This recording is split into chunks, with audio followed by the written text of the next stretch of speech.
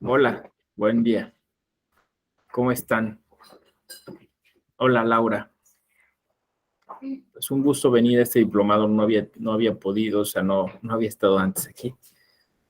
A Delfino ya lo ubico de otros diplomados, ¿no? Eh, Gaby también está aquí. Raimundo, Judith. Oigan, cuéntenme, cómo, un poquito nada más como para el contexto. Gracias, ahí.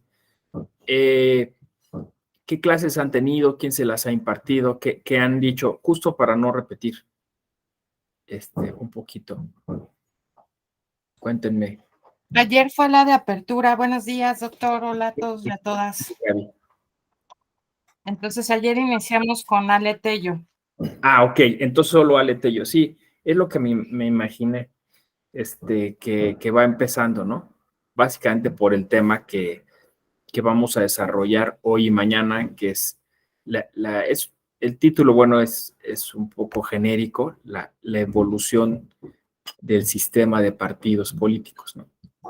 Entonces, por eso también quería ver. Entonces, ayer fue la introducción con Aletello y básicamente es lo que está.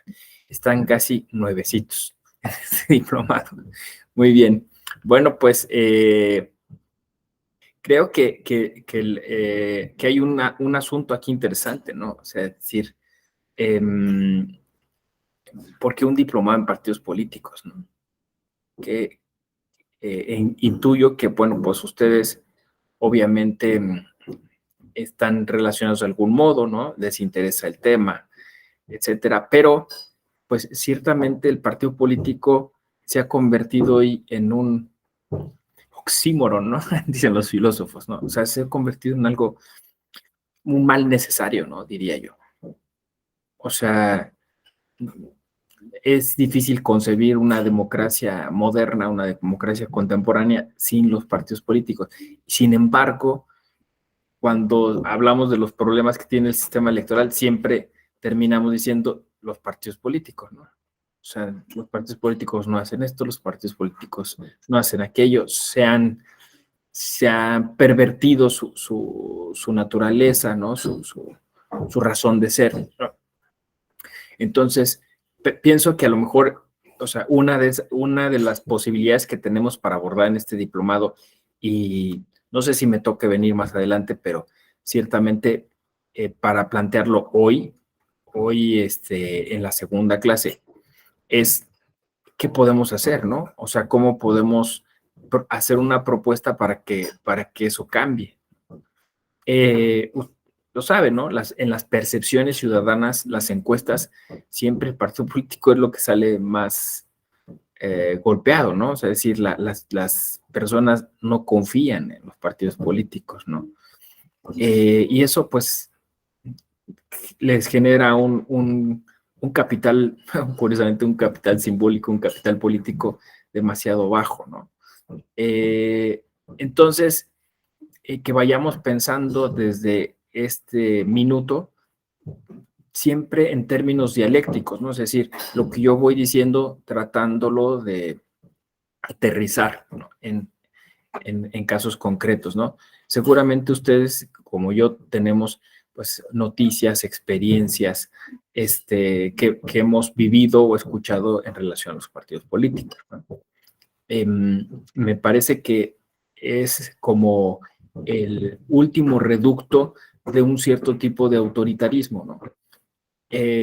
O sea, cuando decimos, es paradójico, pero cuando decimos eh, hace falta democracia, donde más hace falta es en donde debiera más haberla. Eso es lo paradójico, ¿no? O sea, el partido político debería de ser un núcleo democrático, debería de ser un centro educativo para la democracia, ¿no? Un impulsor de la participación política, y casi siempre los procesos son ahí muy verticales y poco democráticos, ¿no? Lo sé porque, pues posiblemente regrese yo a hablar de justicia intrapartidista, que es el tema que yo trato en este diplomado, ¿no? Estoy tratando de hacer esos match con esos temas y pues por más propuestas que se hagan, reglamentos internos, reformas que los partidos toman, parece que al final de cuentas siempre nos topamos con una cultura política que tiene estas deficiencias y tiene estos tremendos problemas, ¿no? Casi siempre los temas de justicia intrapartidista es porque personas, pues eso, adeptos a los partidos, miembros de los partidos, gente que ha participado, que incluso viene de generaciones, ¿no? De participar, se topa con pared porque pues encuentra estas redes clientelares, estos nepotismos, ¿no? Entonces, volvemos, ¿no? Al planteamiento inicial, pareciera que se tratara justamente pues de un lugar en el cual la cultura democrática no ha logrado permear, ¿no? O se pervirtió, ¿no? Como lo estoy comentando. Y quizá no es solo culpa de los partidos políticos, es culpa del sistema político en general. Es decir, el sistema político está diseñado de ese modo, ¿no?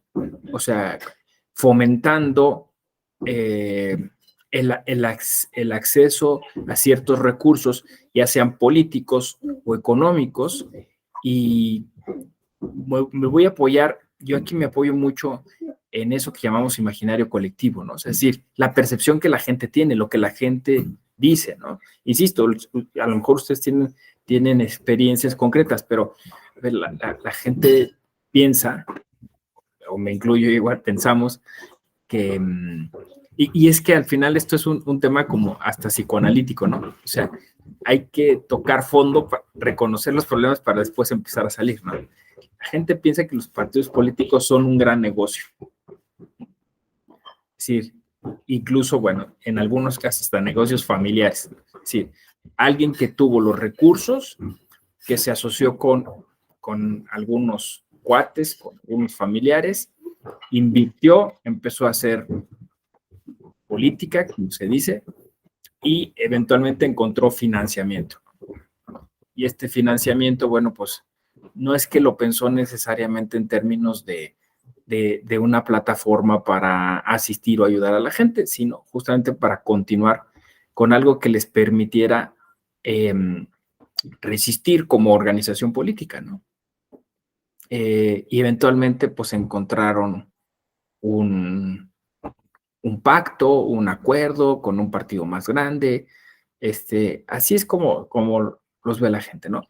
Pero por eso digo que es parte de una cultura, porque algunas personas dicen, bueno, mira, este partido tiene posibilidades o las ha tenido históricamente, pues vámonos por ahí porque algo podemos agarrar, ¿no? O sea, algo nos puede tocar, ¿no? Y entonces de ahí se pasa, ahorita lo vamos a ver, de hecho, porque esto tiene explicaciones, ¿no? De los teóricos a propósito de eso, ¿no? Estas descripciones que yo estoy haciendo muy desde la fenomenología o del sentir popular han sido descritas por teóricos, ¿no? Y bueno, de ahí terminan convirtiéndose en una especie de, o sea, es una marca, ¿no? O sea, tienen un logo, tienen unos colores, tienen unos singles, ¿no? O sea, tienen todo pues es un ejercicio publicitario, tienen una clientela, así es, ¿no? O sea, es decir, y entonces empiezan, insisto, más o menos a lo que haría un negocio, ¿no? O sea, es decir, tratar de subsistir, ¿no? Entradas y salidas, ¿no?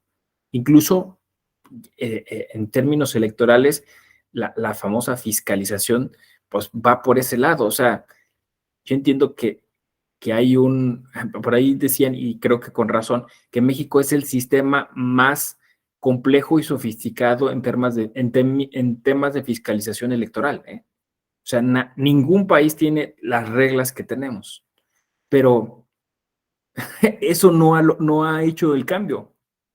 No se me eso no ha hecho el cambio. O sea, el que sepamos más o menos o mejor que cualquier otro país de dónde viene el dinero y qué se hace con el dinero, eso no ha hecho el cambio, ¿no? Porque al final sigue impulsando esa idea de digamos, del cochino dinero, ¿no? O sea, que al final se pervierte la idea política y se vuelve pues un tema financiero, ¿no? Yo no sé, aquí justo me gusta mucho este ejercicio porque yo no sé cómo debiera ser en el futuro.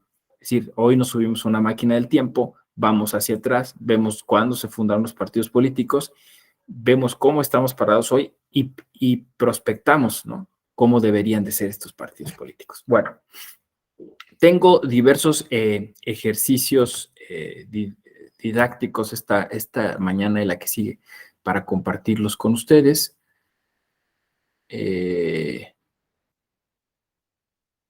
Yo creo que podríamos comenzar, ya estamos todos, ¿no? Con un video muy peculiar, pero aquí, que a mí me gusta mucho. Déjenme, porque como saben,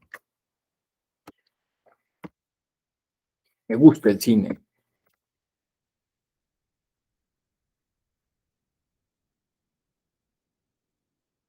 Déjenme ver, seguro está aquí. Perfecto. Vamos a ver el inicio de esta película.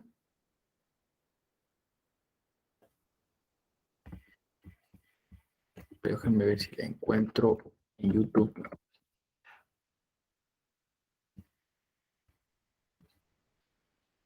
Ah, sí, está en YouTube. ¿Quieres saber cómo encontrar vuelos? Denme un minuto y estoy con ustedes. Ahí está. Listo. A ver.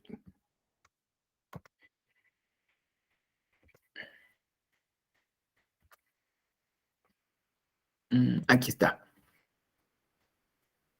Compartir audio. Listo. Vamos a ver el inicio de esta película. Seguro es una película, un clásico mexicano. Y vuelvo con ustedes para empezar a discutir sobre este tema.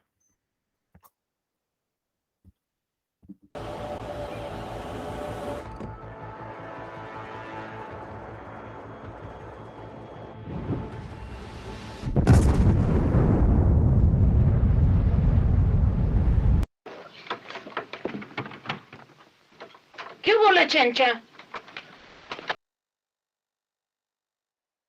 ¿Cómo ven?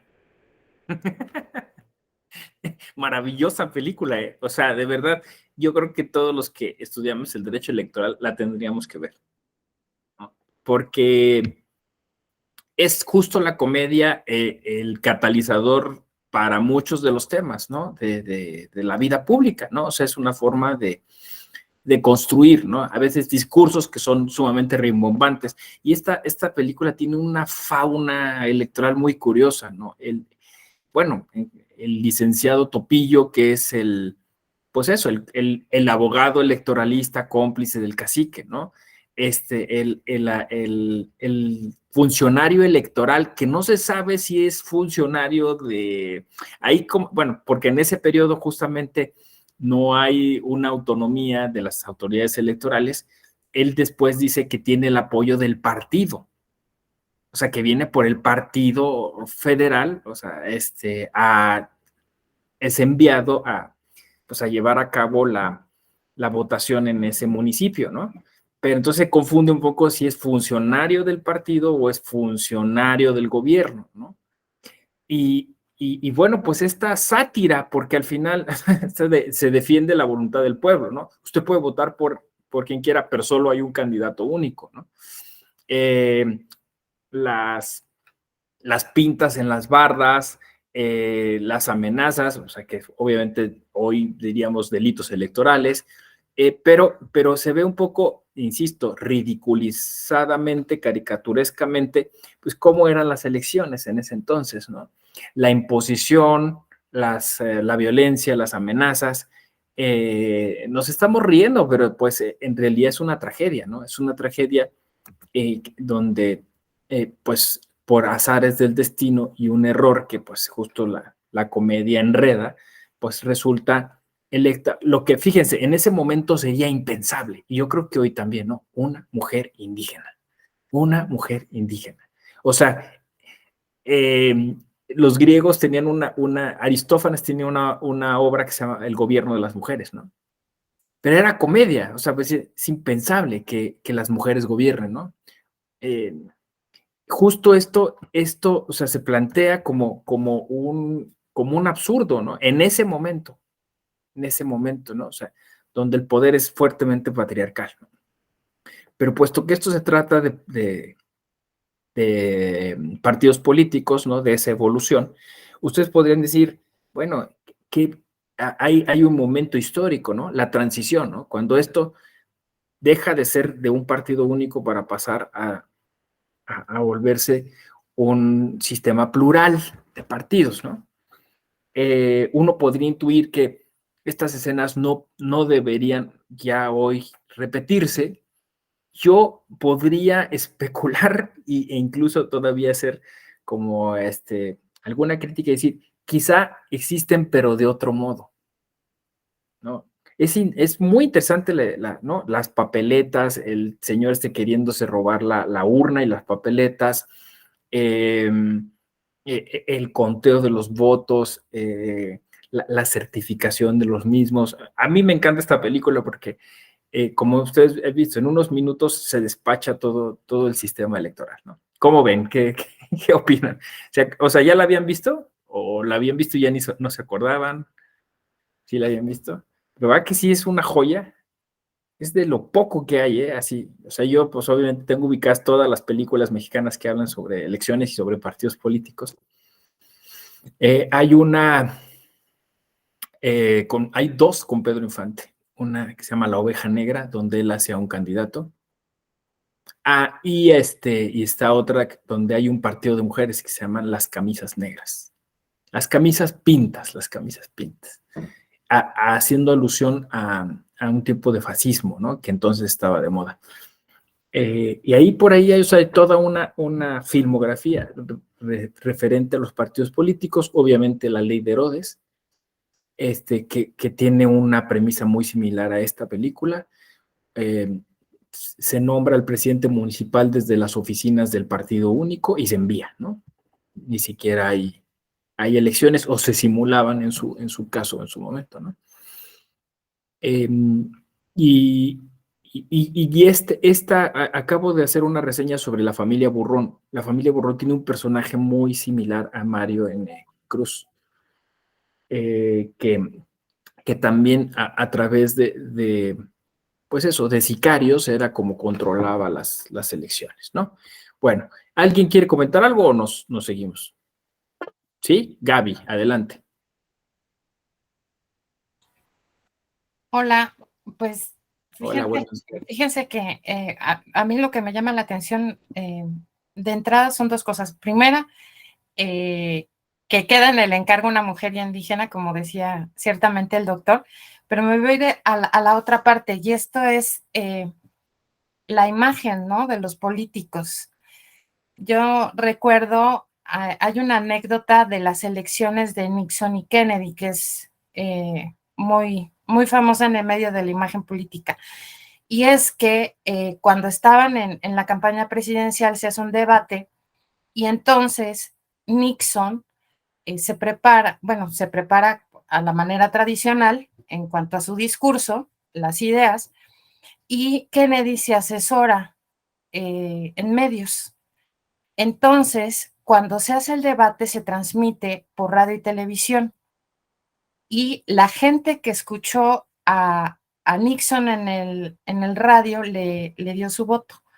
Pero, bueno, le dio su voto del debate, ¿no? Y la gente que vio a Kennedy en la tele, pues se fue por el lado del candidato Kennedy. Y entonces esto es porque dicen los analistas de imagen que uno de los factores fue que Nixon no estaba preparado para salir en televisión. Entonces, pues él tenía la barba muy cerrada y ya para la hora que se hizo la transmisión, tenía como la sombrita de la barba y entonces, pues su imagen no era particularmente prolija, ¿no? Esto se me hace muy interesante precisamente por el impacto visual que tienen en el imaginario público estas manipulaciones o esta mercadotecnia o esta propaganda, ¿no? Que vemos desde, bueno, pues uno de los ejemplos icónicos es Goebbels y Hitler, ¿no? Goebbels como su secretario de propaganda, que le enseñaba a cómo dirigirse en público, que pues desarrolló estas poses, ¿no? De fotografías en los discursos, el Heil, y todo este discurso visual que cada vez se hace muchísimo más importante. Vuelvo hasta nuestros días. ¿Cómo fue la elección de Nuevo León? ¿No? A través de las redes, cuando el actual gobernador, bueno, pues iba en tercer lugar y al final de cuentas tuvo una penetración enorme. La cuestión está del TikTok de su esposa, de Mariana Rodríguez, y cómo impactó en el electorado a tal grado que ganó la elección. Entonces, volviendo a la película, pues toda esta, al principio, ¿no? Como comentan, pues hay que sacarle la foto, tal vez hasta haciendo alusión a los colores de la bandera, ¿no? Cómo vamos inconscientemente relacionando todos estos elementos, y entonces, pues esta reflexión tiene mucho tiempo, ¿no? Hasta qué punto verdaderamente se llega a votar por una plataforma o influenciado, que esto es lo que sucede la mayoría de las veces, por cuestiones emocionales, ¿no? Por cuestiones que llaman la atención, de ahí que la propaganda sea tan importante. Ese sería el comentario. Sí, no, interesantísimo, Gaby, porque es cierto, y creo que esto lo vinieron a cambiar las candidaturas independientes, ¿no? Porque, claro, o sea, esto que se ha estudiado por algunos teóricos, ¿no? Que a mí siempre me ha llamado mucho la atención, porque dicen que nosotros votamos con unos atavismos tremendos, o sea, es decir, votamos como si fuéramos clanes, ¿no? Y eso explica mucho que la polarización política hoy tenga sentido, ¿no? Es decir, es como si fuera un juego América-Chivas. Y entonces tú tienes que tomar postura por uno o por otro, ¿no? Cuando se empieza a cortar, o sea, es como fíjense, voy a escribir sobre eso.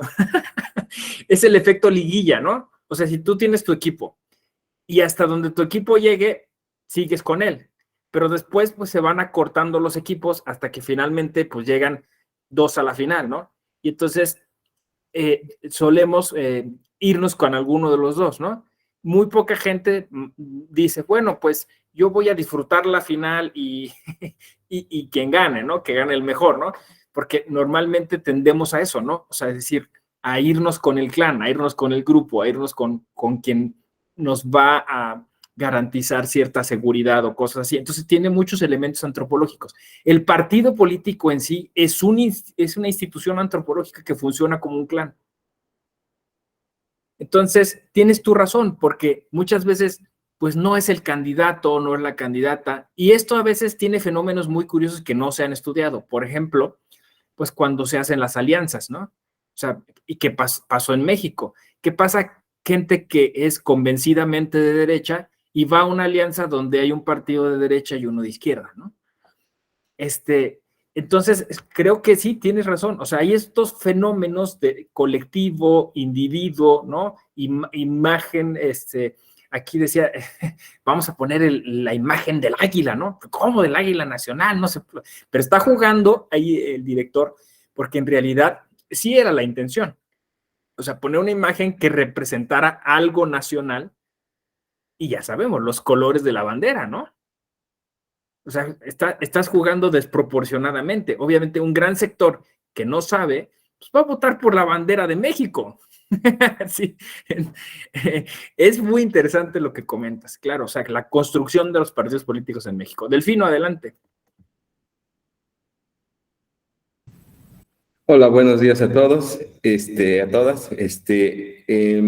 Me parece que lo que presenta la película, pues es algo que tenemos que reflexionar porque no sé cuándo se filmó esta película, pero estamos hablando yo creo que de 1980 aproximadamente. Aproximadamente, no sé, yo creo que en esas No, fechas es de los 70s. Fíjese, doctor, algo que a mí me llamó mucho la atención es que en 1970 se estaba filmando película que demostraba una realidad que se estaba viviendo en ese entonces en México. Lo más triste es que, fíjese, doctor, han transcurrido más de 53 años y creo que, como usted lo mencionaba, se sigue presentando esa situación. Después de 50 años, 52 años, se sigue presentando esa situación en México.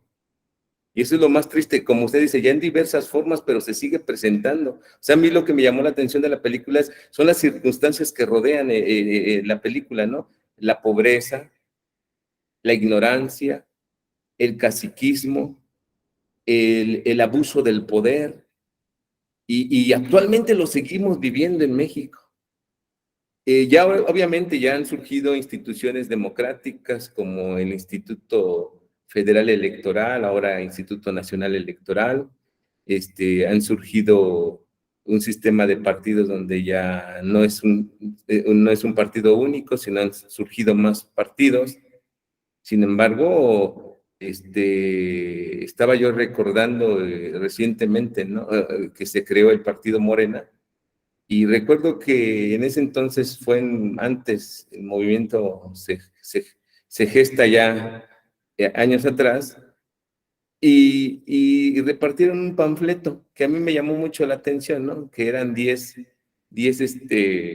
principios que manejaba el partido que se estaba creando, que era no robar, no mentir, acabar con el cacicazgo, con redes clientelares, con nepotismo.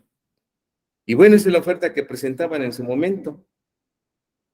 Y actualmente ya como partido vemos que el ejercicio del poder se siguen presentando todavía estas figuras del nepotismo, redes clientelares. Y entonces uno dice, pues realmente las nuevas ofertas que se presentan no han cumplido con la expectativa de los ciudadanos. O sea, los ciudadanos lo que verdaderamente buscan, y usted hizo una pregunta bien importante al principio del inicio de su clase, ¿por qué estamos tomando este curso de partidos políticos y justicia intrapartidaria? Y yo considero que a mí me atrae todo esto porque realmente si los partidos políticos son organizaciones de ciudadanos que buscan accesar al poder público, tenemos que conocer el nido en donde se gesta toda esta situación de cómo se organizan, cómo surgen, cuáles son sus reglas internas, para poder en su momento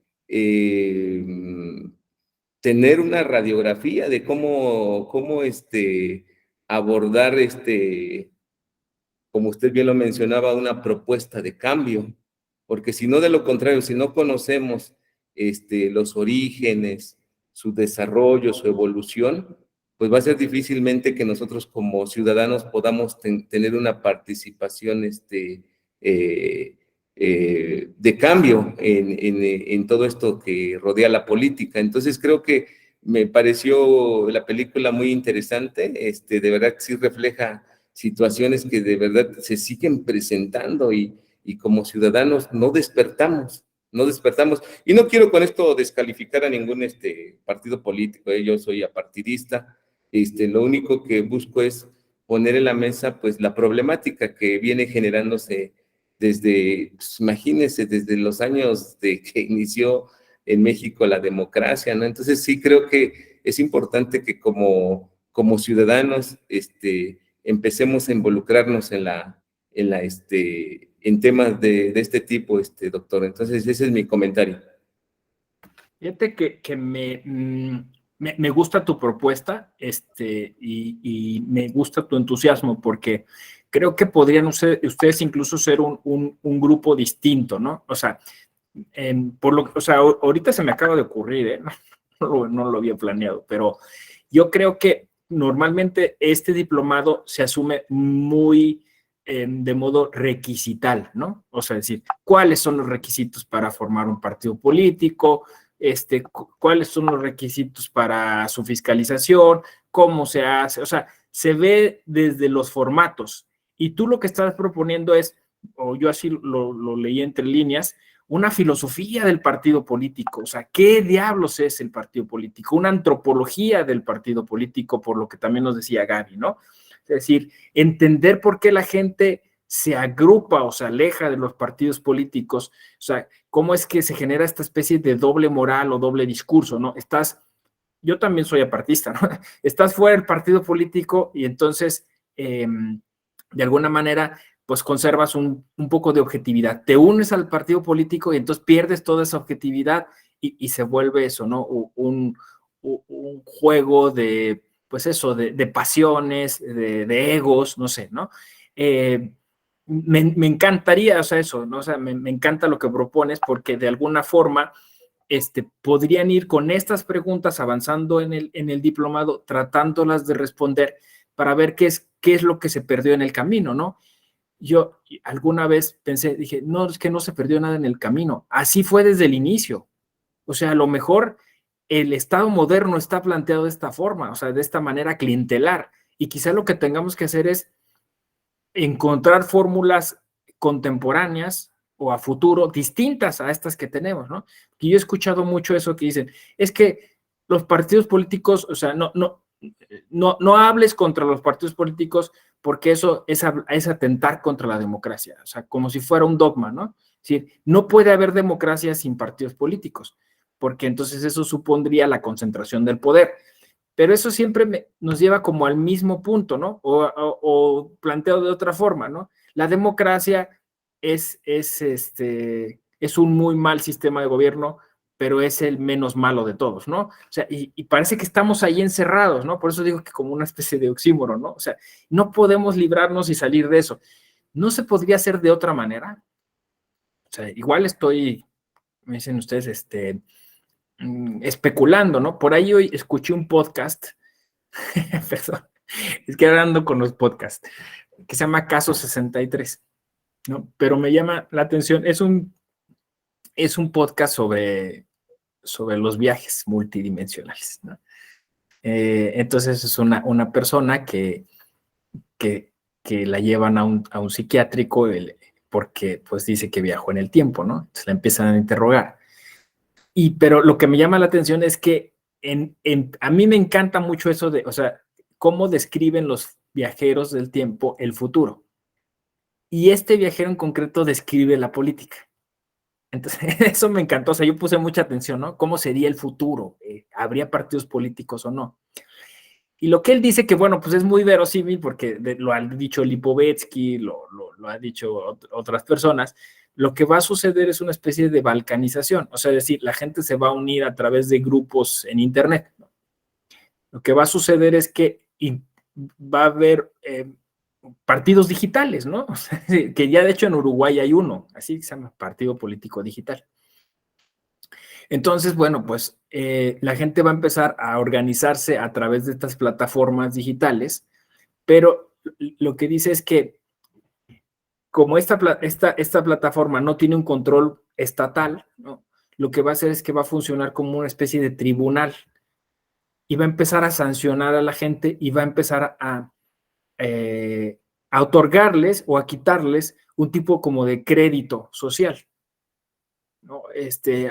Hay un famoso capítulo de Black Mirror sobre esto, ¿no? O sea, la gente está preocupada por ver cuántos puntos tiene, seguidores, ¿verdad? Entonces, de alguna forma se constituyen estas organizaciones digitales en una especie como, pues eso, ¿no? De censores de la vida pública, ¿no? Bueno, no sé, pero miren, es algo distinto. Escuché algo diferente a lo de siempre, ¿no? O sea, es que no podemos hacer nada con los partidos políticos más que nada más como restaurarlos, barnizarlos, darles una chaineada y van para adelante, ¿no? Pero seguimos entrampados en eso, o sea, es decir, todos nos damos cuenta que siguen sin funcionar, que siguen sin hacer las cosas bien y no hay una sola propuesta y salimos a votar por el menos malo. No puede ser, o sea, no puede ser que, como dices tú, pasen 50 y tantos años y sigamos casi igual. Gaby, adelante. Dijo, yo ahorita que se comentaba esto, estaba tratando de vincular a alguna película de ciencia ficción, que son las que nos muestran el futuro, con esta cuestión de organización política, y nada más me acordé de la saga de Star Wars, ya las primeras 3, pero es básicamente lo mismo, ¿no? Porque está esta federación de planetas y los representantes y todo, pero en realidad es el mismo sistema que tenemos ahorita. No sé si alguien tenga aquí la referencia de alguna película que muestre esta organización de manera distinta. Pues es que sabes que, Gaby, casi todas las películas posapocalípticas o futuristas, o hacen burla de estos, o sea, exacerban estos, no sé, incluso Volver al Futuro tiene una elección, ¿no? Y en el futuro sigue el mismo candidato. Por ejemplo, en Volver al Futuro, el cacique, que era el que se robó el almanaque y se hizo famoso, o sea, entonces casi siempre las advertencias son de autoritarismo. O sea, si abandonas como esta pluralidad o esta forma de hacer las elecciones, vas a caer en el otro extremo, en el autoritarismo, ¿no? Pero ¿sabes qué está pasando? Que caímos en el autoritarismo con el sistema de partidos. O sea, acaba de pasar en Italia. Regresamos al fascismo teniendo partidos políticos. Y ya, o sea, digo, yo sé que es un cliché, es un lugar común, pero Hitler llegó a través de un partido político, ¿no? Y eso no cambió. O sea, en los 50, cuando se hizo crítica de todo y depuración de todo, los partidos ahora sí que sobrevivieron a la purga, ¿no? O sea, porque a nadie se le ocurrió otro sistema y parece que sigue sin ocurrírsenos, ¿no? Pero está interesante lo que dices, Gaby. O sea, habría que buscar algunas otras fórmulas. Ahorita me hiciste pensar, ¿no? Quizá esas fórmulas, te digo, o son hacia el autoritarismo o son hacia un tipo de asamblea muy extendida donde no hay mediadores o no hay pues eso, alguna organización intermedia, ¿no? Entre el acceso a los cargos públicos, ¿no? Pienso, por ejemplo, en sagas como Juegos del Hambre, ¿no? O El Dador de Recuerdos, donde un poco como esta idea de que, pues, que traían Orwell, ¿no? O sea, se elige a la gente. Hay otra que se llama, la ciudad de Ember, ¿no? Que viven adentro porque pues, el cambio climático los obligó a irse a los subterráneos, ¿no? Y entonces también hay un día de la profesión, ¿no? Las profesiones se distribuyen de acuerdo a las necesidades, ¿no? Y por sorteo. Y hay un alcalde, y esos alcaldes se van sucediendo casi de manera como monárquica, se van heredando el cargo, ¿no? Entonces, son como las combinaciones de lo político, pero yo para no, digamos, porque pues obviamente para no echar en saco roto todo esto y de alguna manera verlo como un área de oportunidad, me parece que de lo que tendríamos que hablar, a ver, se los propongo, es de la profesionalización de los partidos políticos. O sea, decir, volver al partido político una institución contemporánea, porque no es una institución contemporánea. Me voy a explicar, ¿no? ¿Qué le falta al partido político? Transparencia. En todos lados estamos hablando de acceso a la información, transparencia, rendición de cuentas, y el partido político es el que menos rinde cuentas. Y ahí entonces si tú empiezas a jalar el hilo, o sea, ¿por qué sucede eso? Te das cuenta que pues eso llega a las conexiones que los partidos políticos tienen en el Congreso. Porque entonces tienes jueces y partes, o sea, tienes a las personas que están en el Congreso haciendo las leyes para que los partidos políticos tengan esos espacios de prerrogativas y de impunidad. No sé si me explico. O sea, y hay un algo que no funciona. Y los gobiernos en turno no se atreven y no terminan literalmente de sanear la cosa, porque entonces pierden votos. O sea, no van a atacar a los partidos políticos porque lo que buscan es pues eso, su acompañamiento, su aprobación, eso sería, ¿no? Entonces, ahí hay un círculo vicioso, en el cual, obviamente, quien sale sobrando es el ciudadano. Y esto es interesante, porque este círculo vicioso va a incidir en todo el sistema.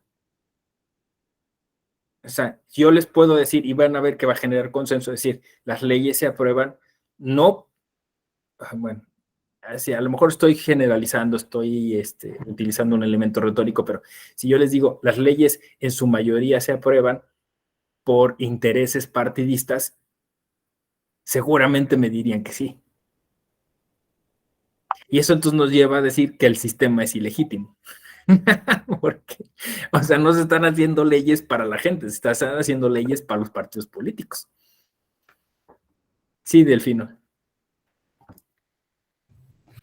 Considero, doctor, que lo que usted comenta respecto a la profesionalización de los partidos políticos, creo que es de suma importancia, toda vez que los partidos políticos tienen el derecho de tener representantes ante las autoridades electorales, ¿no? Si nosotros nos damos cuenta, en cualquier órgano electoral, los partidos políticos deben tener representantes, pero nos damos cuenta que, por ejemplo, cuando existe una elección ordinaria, local, municipal, estatal, federal, se improvisa mucho con las propuestas que envían los partidos políticos como representantes de casilla. Y lo primero que ofrece, por ejemplo, a muchos, he tenido la oportunidad de ser observador electoral en elecciones, y me he dado cuenta que los representantes de los partidos políticos, realmente lo que los motiva, número uno, es el pago que se les da por estar ahí representando al partido político.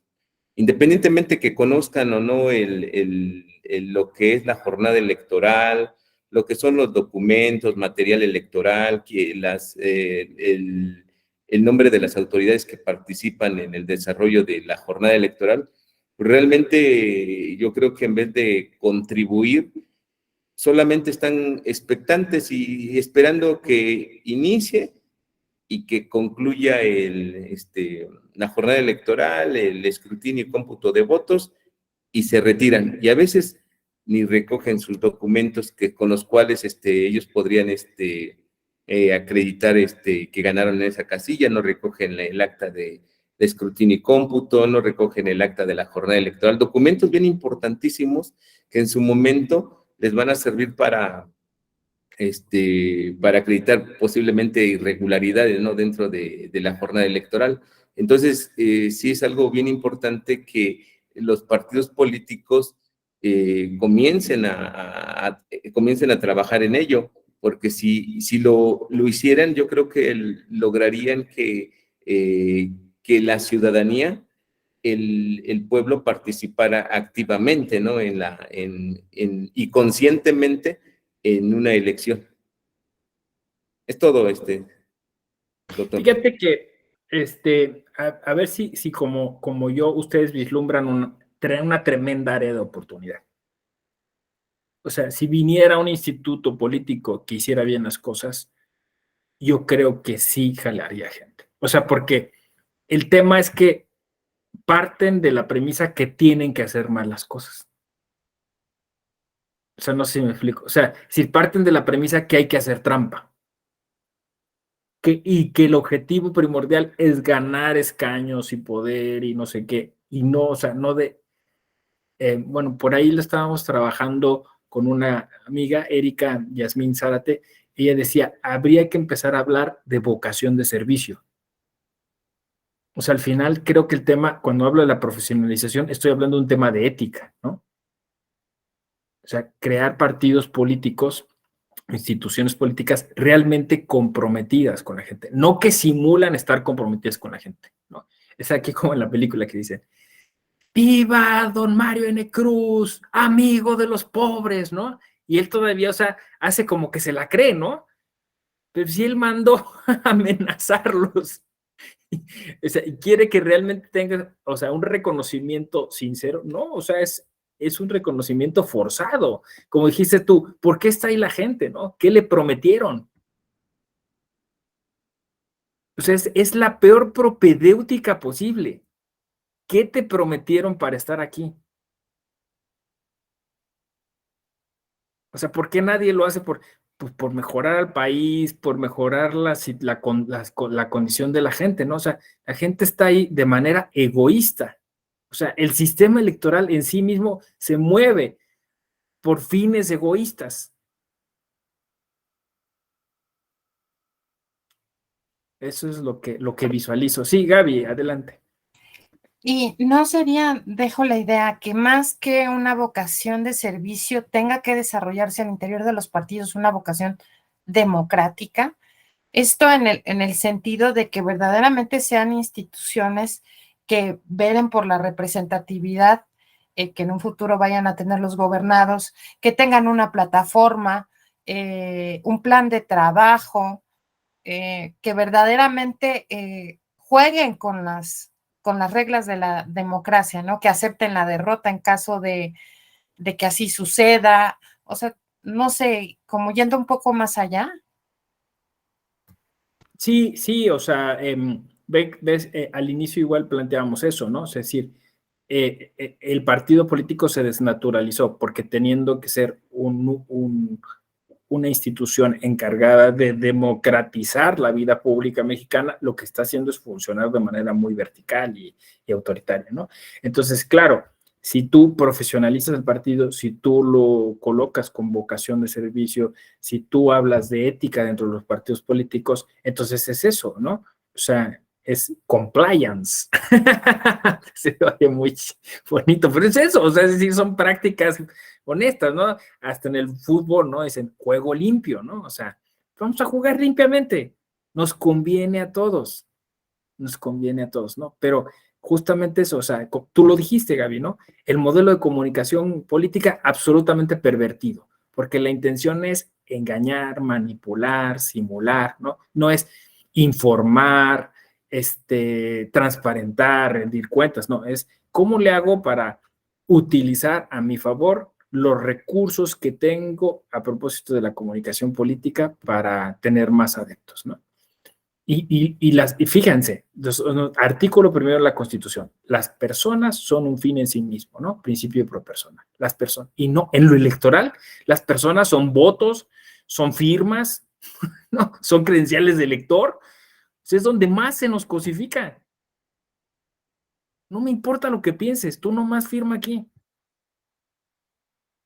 No me importa lo que quieras, nada más hazme candidato, ¿no? Sí, Gaby. Pero ¿no crees que, lo voy a ver a la inversa, que eso es precisamente un reflejo de lo que somos como sociedad? O sea, porque ahí tenemos el caso de los influencers, ¿no? Hay un documental en Netflix muy interesante que habla de la construcción de influencers, no me acuerdo cómo se llama, pero son 3. Entonces es toda la historia desde que les hacen el casting, que son pues gente que no conocía a nadie, 2 followers, casi como mi cuenta, y y los hacen, y al final una de ellas, que es la que se mantiene, porque los dos, hay 2 que no resisten, o sea, que se cansan de toda esta manipulación, de todo este desgaste, de toda esta venta, y una es la que se queda al final, y es impresionante. Yo, de hecho, cuando lo vi, me fui a los followers y sí tenía un montón. Y ya empezaba a monetizar, ya tenía una retribución. Entonces, en realidad, ¿dónde está la división entre la vida cotidiana y la política? Creo que una es el espejo del otro, ¿no? Sí, definitivamente. Por eso le diste el clavo, ¿no? O sea, por eso, digamos, yo en la Escuela Judicial Electoral lo que he propuesto es que de alguna forma, y lo estamos haciendo aquí, no podemos mirar solo la forma, ¿no? O sea, hay que ver, o sea, no solo la estructura, ¿no? Sino hay que ver de dónde procede esa cultura, dónde son esas ideas, qué es lo que la nutre, qué es lo que lo apoya. Y normalmente es la cultura popular la que nos está como dando esos mensajes, ¿no? Es decir, tú hablas con un político, pues el político te va a hablar del discurso, ¿no? O sea, se va a meter dentro del sistema, ¿no? Incluso a veces a los profesores nos sucede eso, o sea, los profesores investigadores dentro de la Escuela Judicial Electoral terminamos defendiendo por una falsa lealtad, porque, ojo, la lealtad no es con las instituciones, la lealtad es con el pueblo de México. Entonces termina defendiendo un sistema que es incoherente, que es ilógico, ¿no? O sea, yo a veces digo, a ver, lo que está, quizá ya me lo han escuchado, pero es una fórmula muy didáctica y metodológica muy interesante. A ver, ¿por qué estamos defendiendo un sistema que crearon señores del siglo XVIII? O sea, ¿por qué hay alguien que dice, no, hay que hablar el Estado de Derecho, el Parlamento, la división de poderes? O sea, esas son ocurrencias de unos señores del siglo XVIII europeos que no tenían ni idea de lo que íbamos a hacer hoy en el siglo XXI. Y la gente sigue defendiendo esas ideas a capa y espada como si les pagaran por ello, como si de ello dependiera su vida. Cuando nosotros tenemos hoy en el siglo XXI la posibilidad de reinventarlo todo y plantear un futuro distinto. Al menos nos atrevimos. No sé si me explico. Al menos nos atrevimos. Y tú y yo, Gaby, lo sabemos, ¿no? Porque es urgente por el tema medioambiental. O sea, no es que tengamos opción. O sea, no es decir, bueno, vamos a seguir defendiendo a los del 18, ¿no?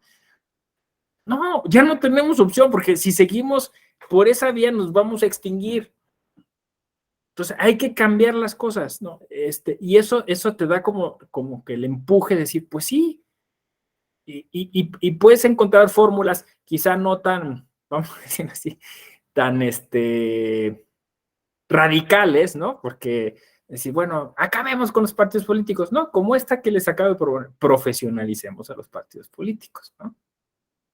Pero tienes razón, aquí lo que se requiere, como le dice Pascuino, es una democracia exigente. ¿Cómo lo vamos a hacer? Pues dejando de afiliarnos a los partidos que sabemos que no hacen bien las cosas, denunciando a las prácticas partidistas que no están bien hechas, ¿no? No votando por los partidos que pues cometen cuestiones de las que no estamos contentos y contentas, ¿no? O sea, es decir, rompiendo esa complicidad, adquiriendo conciencia social, ¿no? Que de alguna forma, pues sí, dice, en un país pobre como el nuestro, en un país inculto como el nuestro, poco educado como el nuestro, ¿no? Pues eso es caldo de cultivo para todo o sea, este autoritarismo, esta forma de gobierno, esta forma de los partidos políticos, ¿no? Que pues sí, es decir, bueno, pues no se quejan, ¿no? O sea, lo vimos en la película, ¿no? O sea, no se quejan, ¿no? Y alguien decía, es como en la película de hormiguitas, ¿no? O sea está en la plaza pública, están los 3 matones de este señor, pero la gente es un montón, ¿no? Si en ese momento cobran conciencia, o sea, acaban con ese sistema maldito, ¿no? O sea, pero la gente no cobra conciencia, ¿no? O sea, ¿por qué no cobra conciencia? Está interesante el punto, pero qué bueno, o sea, que se está planteando el diplomado de esta manera, ¿no? O sea, yo diría, asúmanlo, incluso es performativo, ¿no? Dicen que es neurolenguaje, o sea, digan, voy a hacer un diplomado en teoría crítica de los partidos políticos. O sea, pónganse esto crítico, ¿no? O sea, me dijeron que es así, pero ¿por qué? Y cuando tengan la respuesta, pero ¿y por qué así? ¿No? Y así, o sea, hay que seguir cuestionando, ¿no? ¿Cómo ven? ¿Les parece? ¿Les gusta el planteamiento? A mí sí. Hasta me entusiasmé porque yo, casi cuando o sea, hablo de partidos políticos me agarra muy cansado ese asunto, ¿no? Pero creo que siempre hay una posibilidad de darle la vuelta a las cosas y reinventarlas y hacerlas de otro modo, ¿no? Muy bien, bueno, yo todavía tengo algunas cositas en el tintero, no sé si las empezamos a compartir, pues sí, quizá hoy y mañana le vamos a seguir de todos modos, ¿no? A ver, vamos a empezar quizá con documental. Aquí está. Pero sí dura bastante, creo. Tengo una presentación y un documental. Pues casi nos estaría dando tiempo de verlo.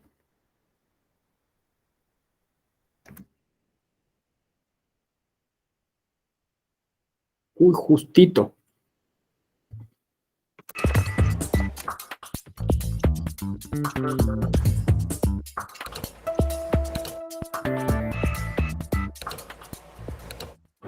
El Instituto Nacional Electoral es una institución del Estado mexicano producto de las múltiples transformaciones que han experimentado los procesos electorales en México.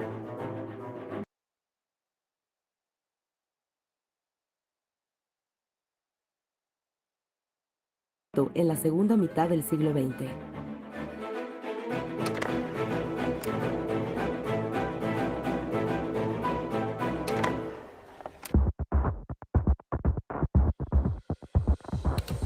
El diseño de nuestra autoridad electoral desde su origen es producto de la desconfianza histórica en los procesos electorales. Los procedimientos que supone nuestro sistema electoral, la institucionalidad electoral que nos hemos dado en México, no serían necesarios. Pero cuando la desconfianza es el eje vertebrador, no solamente lamentablemente de la vida pública, sino también en muchos sentidos de la vida privada, me parece que un sistema electoral como el que hemos venido construyendo en México, con estos blindajes abigarrados, hasta barrocos, plasmados en las leyes, y una institucionalidad como la que hemos construido es indispensable. Hoy todavía es indispensable. Alejado del cardenismo, el sistema político mexicano entró en una nueva etapa luego de las elecciones presidenciales de 1940. En la jornada electoral de ese año, se enfrentaron violentamente los partidarios de los candidatos Manuel Ávila Camacho, del Partido de la Revolución Mexicana, y Juan Andreu Almazán, del Partido Revolucionario de Unificación Nacional. Al menos 30 personas murieron el día en que el general Ávila Camacho resultó vencedor. Como consecuencia de estos hechos, el presidente Ávila Camacho intentó poner fin a la violencia con un proyecto con el que buscaba centralizar la organización de los procesos electorales y promover la competencia partidista en el país. En 1946, Ávila Camacho promulgó la Ley Federal Electoral y creó la Comisión Federal de Vigilancia Electoral. Pero en el marco de dicha promulgación, en enero de 1946, en León, Guanajuato, decenas de personas que denunciaban irregularidades ante las elecciones municipales fueron asesinadas cuando algunos miembros del ejército les dispararon en la plaza central de la ciudad.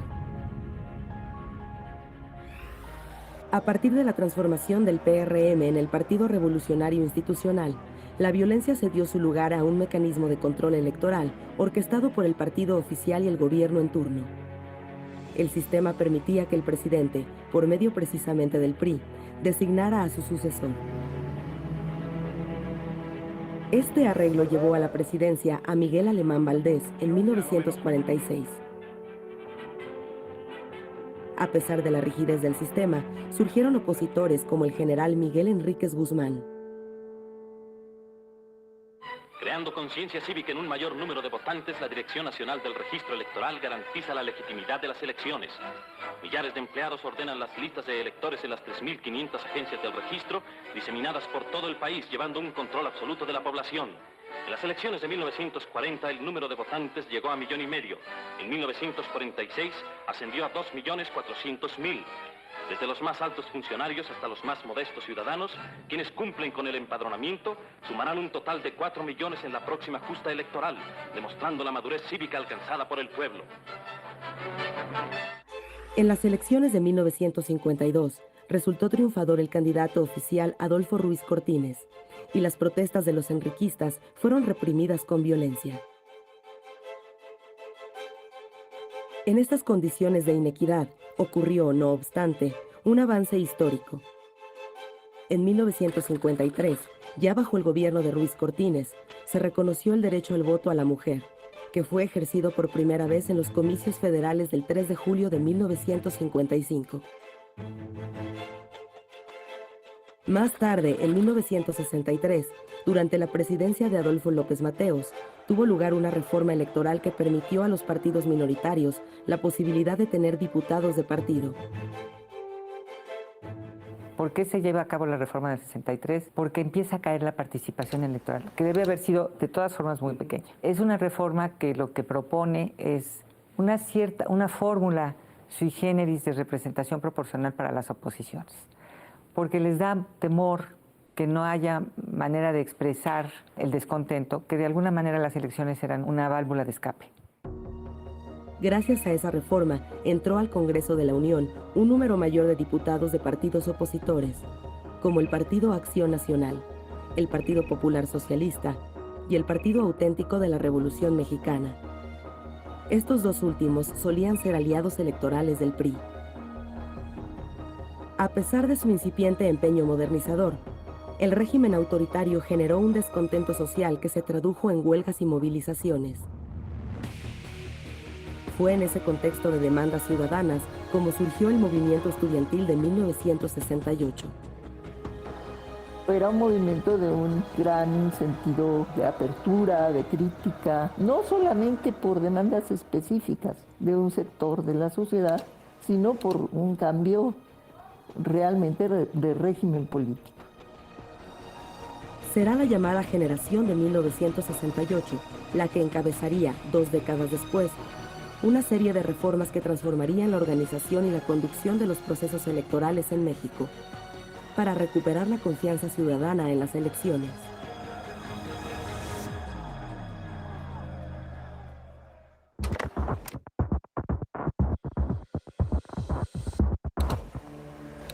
La matanza del día 2 de octubre de 1968 en la plaza de Tlatelolco marcó un hito en la historia de México. ¿Qué expresa 1968? Si ustedes ven el pliego petitorio de los estudiantes, no hay una sola demanda de carácter académico, ninguna. Todas tienen que ver con una exigencia de liberalización, de abrir, de democratización. Van enfiladas directamente a los instrumentos del autoritarismo mexicano.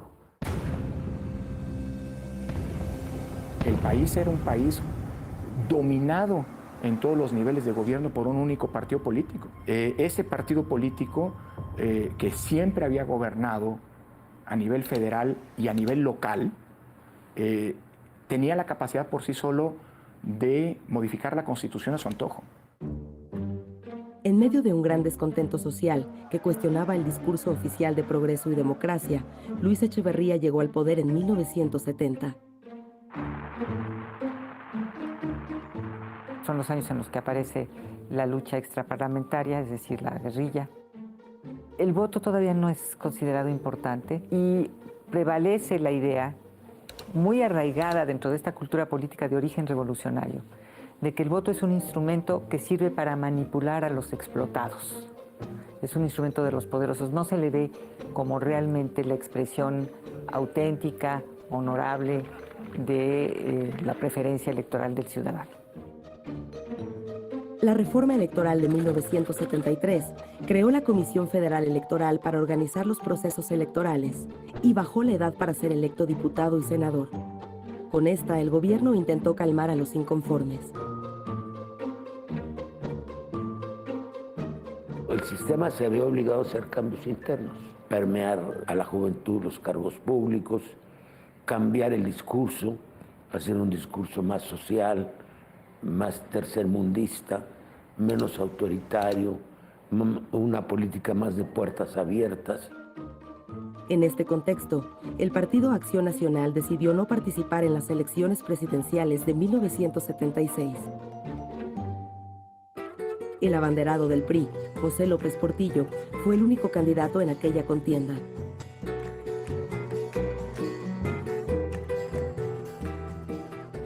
La ausencia de oposición urgió a una modificación en el sistema. Era la reforma política de 1977, promovida por el entonces secretario de Gobernación, Jesús Reyes Heroles. Entonces, ahí sí ves una reacción por parte del gobierno, desde luego obligada, presionada por los movimientos de la sociedad civil, en donde pues el gobierno hace una evaluación de cuáles serían los costos y los beneficios de dar cierta apertura controlada. La reforma de 1977 logró abrir espacios parlamentarios para la izquierda radical. Por primera vez, el Congreso albergó diputados comunistas. El PAN incrementó también el número de diputados federales, como evidencia de la pluralidad política alentada por la reforma.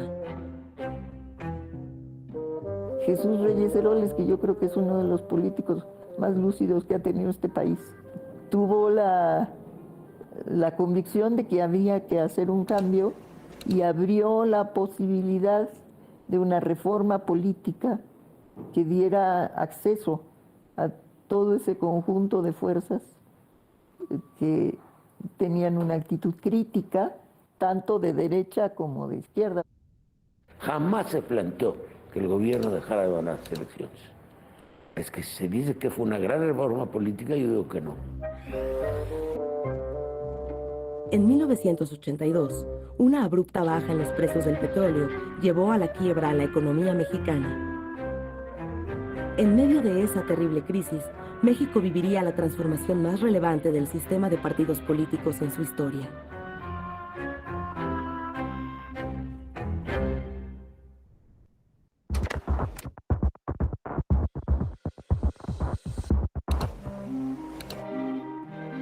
La presidencia de Miguel de la Madrid enfrentó, desde 1982, una profunda crisis que desató una gran cantidad de protestas de obreros, campesinos, ciudadanos de clase media y empresarios.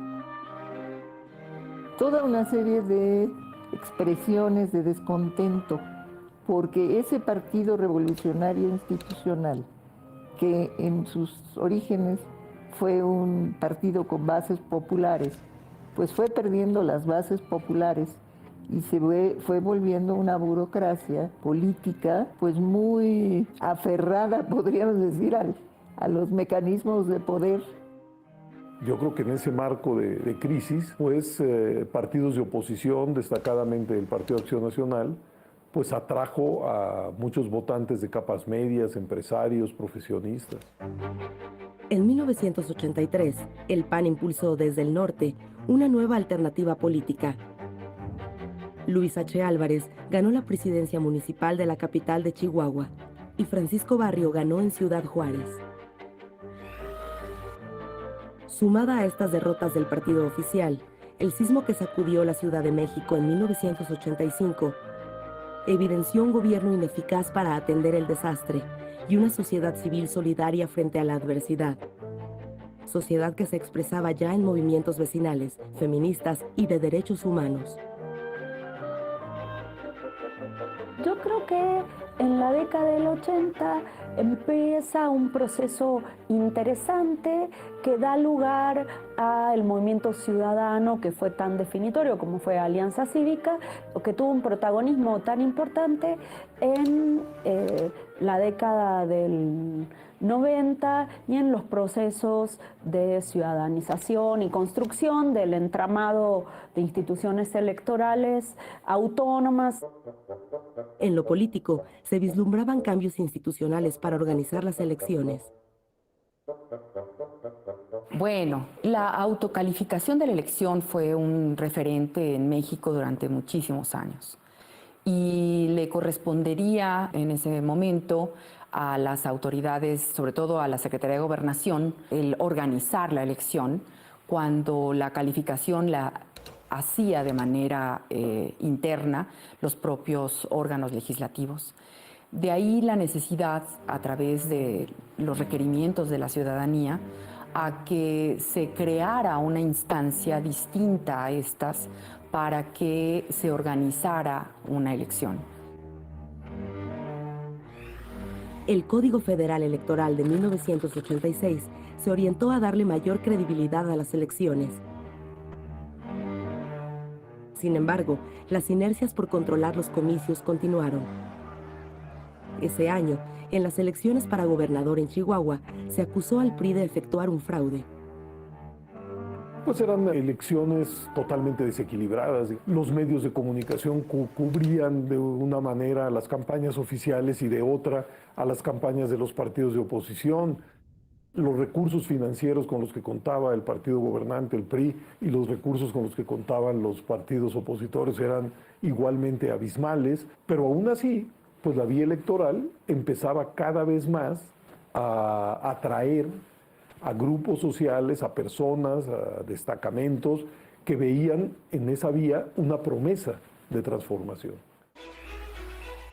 Las señales de cambio se atisbaron gracias al nuevo Código Federal Electoral, que permitió las coaliciones y los frentes electorales, además de introducir el criterio de representación proporcional en la integración de la Comisión Federal Electoral en 1987.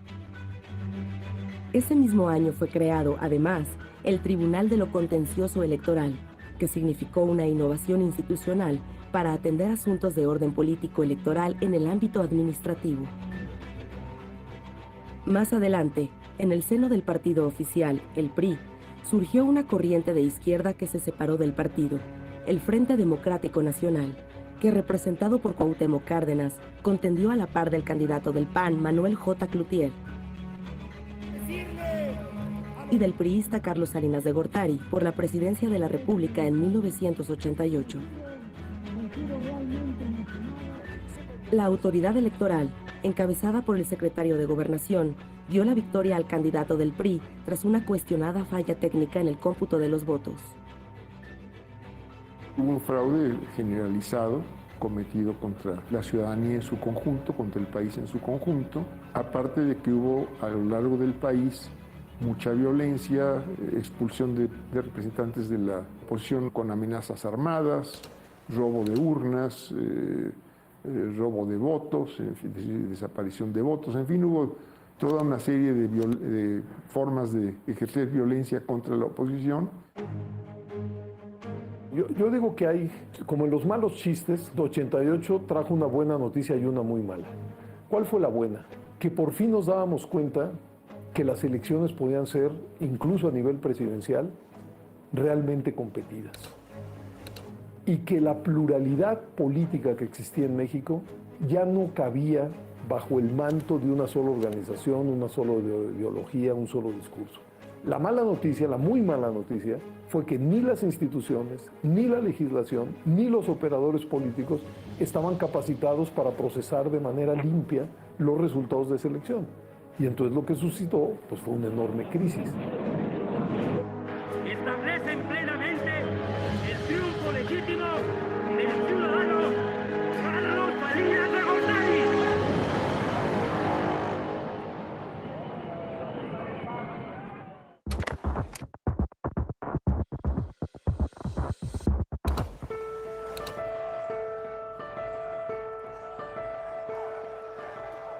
Hacia finales de la década de 1980, el panorama internacional se transformó con la caída del muro de Berlín y el desplome de la Unión Soviética, que impulsaron a escala global un gran número de movimientos de ciudadanización.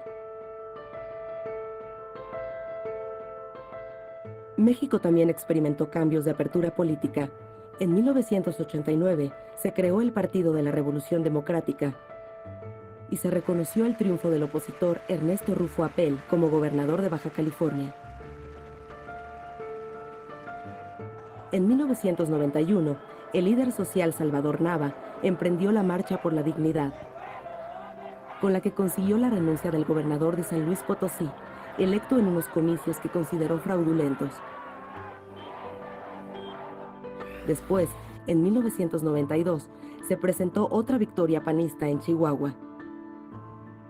Y en Michoacán, las elecciones estatales fueron impugnadas por el PRD, lo que tuvo como consecuencia que el gobernador electo pidiera licencia a los 21 días de haber tomado el cargo.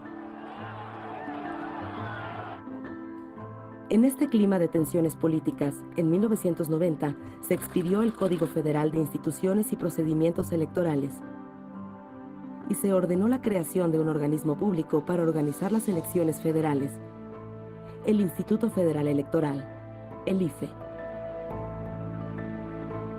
Bueno, el Instituto Federal Electoral surge como producto de la reforma de 1989-1990. Se tira al cesto de la basura la Comisión Federal Electoral y se construye el Instituto Federal Electoral. Además de la creación de la credencial para votar, que en un inicio no contaba todavía con fotografía, con las reformas de 1990 se estableció que el Tribunal Federal Electoral sería el órgano encargado de resolver los recursos de apelación e inconformidad, con lo que quedó así como la única autoridad competente en materia contencioso electoral federal. Más tarde, en 1993, se otorgaron al IFE las atribuciones para que definiera topes a los gastos de campaña, expidiera las constancias de mayoría a los ganadores y declarara la validez de las elecciones de diputados y senadores, con lo que esto último vino a ser el primer paso para terminar con la calificación política de la elección. Al año siguiente, el 1 de enero de 1994, estalló en Chiapas el levantamiento armado del Ejército Zapatista de Liberación Nacional.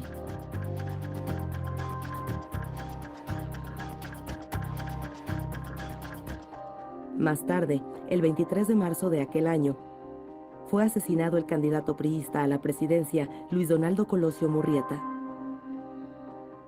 Para evitar que dichos eventos debilitaran el sistema político, se precipitó una reforma electoral que comenzó a gestarse a partir de las negociaciones entre la Secretaría de Gobernación, el IFE y los partidos, conocidos como los Acuerdos de Barcelona.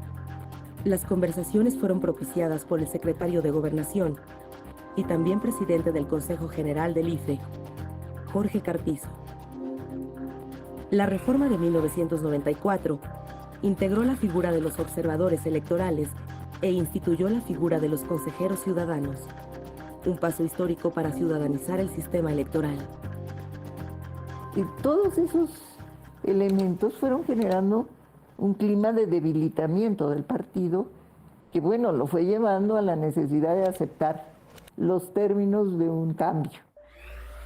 La primera gran apuesta por la ciudadanización de las autoridades electorales tiene lugar en 1994, en un momento crucial de la historia política del país. En la víspera de la elección se decide llevar a cabo una reforma electoral para renovar al árbitro en su Consejo General, el Consejo General del Instituto Federal Electoral, con un conjunto de ciudadanos. Es el primer paso que fue muy importante.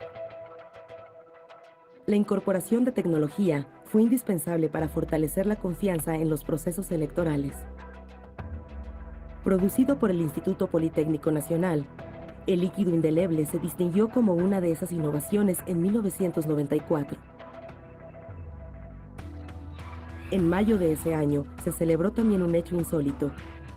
Los candidatos a la presidencia, Cuauhtémoc Cárdenas, Diego Fernández de Ceballos y Ernesto Zedillo, sostuvieron un debate televisado que fue visto por 40 millones de espectadores. Al final, el candidato priista Ernesto Zedillo ganó con el 49% de los votos. Y aunque el IFE era presidido todavía por el secretario de Gobernación, la incorporación de ciudadanos en la organización de las elecciones fue decisiva para que se construyera la autonomía plena del Instituto Federal Electoral.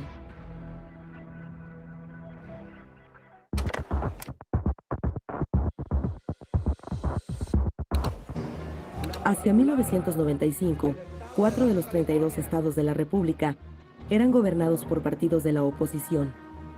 Como resultado de la liberalización del ámbito político y de la solidez del instituto en la organización de los comicios. De cara a las elecciones intermedias de 1997, el Congreso de la Unión modificó el artículo 41 constitucional para que las facultades electorales que pertenecían al Poder Ejecutivo se depositaran en el IFE y la condición electoral se pusiera en las manos de los ciudadanos. La reforma de 1996 le dio la autonomía plena y definitiva al IFE cuando se decidió que su Consejo General fuera presidido por un ciudadano y no por el secretario de Gobernación. A las elecciones en México las organizan los vecinos, los ciudadanos, que en ese día, después de haber sido primero insaculados y después capacitados, se convierten en funcionarios por un día, en funcionarios electorales. Y es a lo largo y ancho de todo el país un ejército de ciudadanos, un ejército civil, el que se encarga de organizar ya el día de la elección los comicios en el país. Y creo que ese es un dato muy relevante porque es quizá la dimensión de la ciudadanización más relevante de las elecciones en México.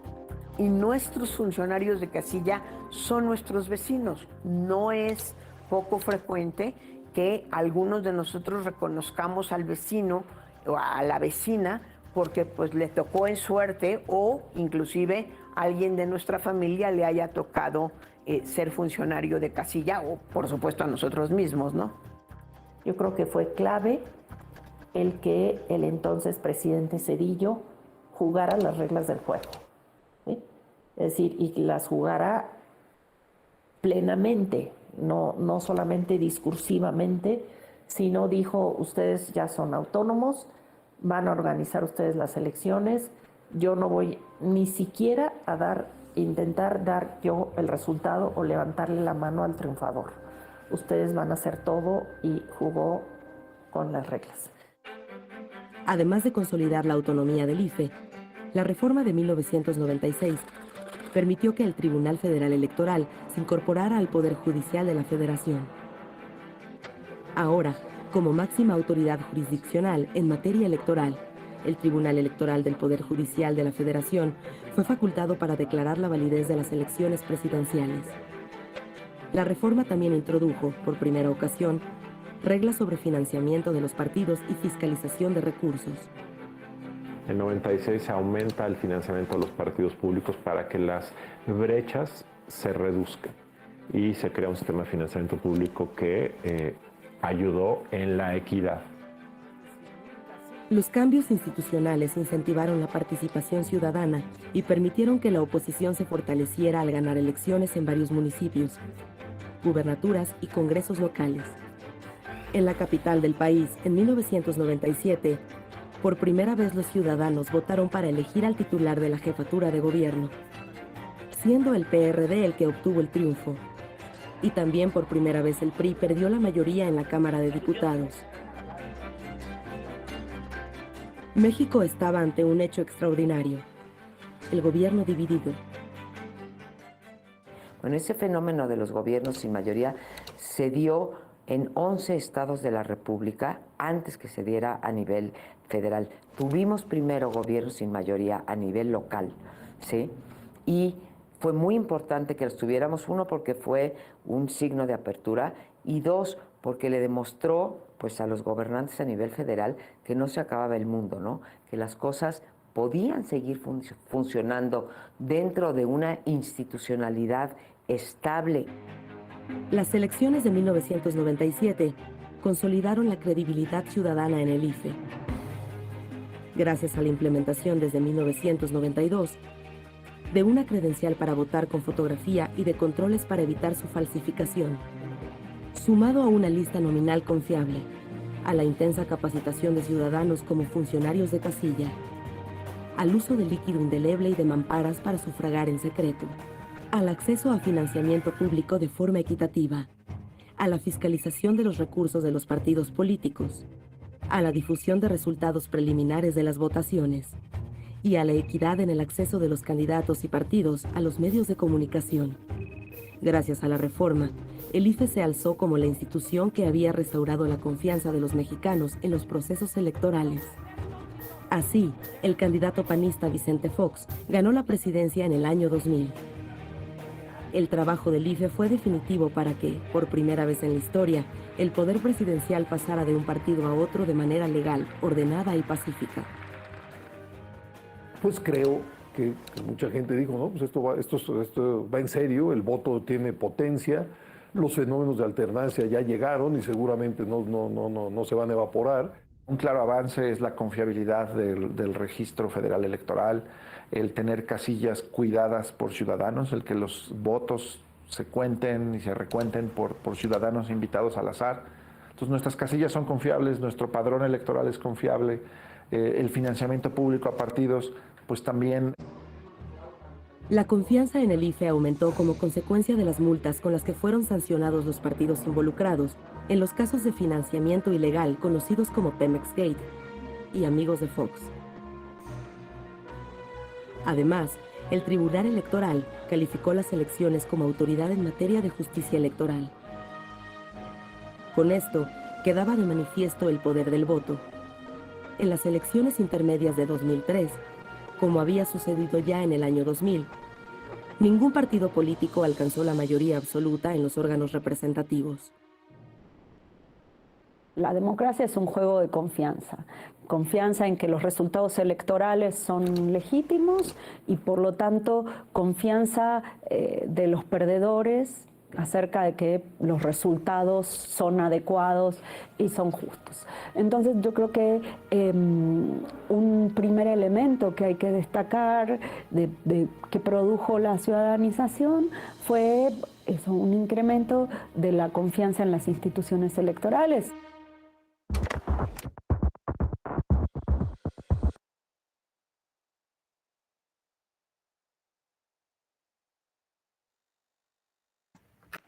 Bueno, le vamos a dejar aquí. Mañana le seguimos. Está bueno, ¿verdad? ¿Les está gustando? Es que miren, la verdad, o sea, la clase, yo puedo un poco explicar lo que pasó, pero me encantan las imágenes. O sea, yo disfruto muchísimo este trabajo sobre todo en los primeros años, o sea, que hizo el Instituto Nacional Electoral, porque es el que hizo el documental, para rescatar, pues, estas imágenes, ¿no? A mí me gustaría en algún momento hacer un documental así, echando mano de lo que la Filmoteca de la UNAM tenga y eso, ¿no? Entonces o sea, como que te ilustra y te evoca más cosas, ¿no? Y es interesante, ¿no? Porque son cosas que a lo mejor uno sabe, pero ya que las ilustra, las pone en contexto histórico, y te das cuenta cómo, o sea, lo que decía Delfino, ¿no? O sea, seguimos entrampados en muchas cosas, ¿no? O sea, el ejército y las elecciones, ¿no?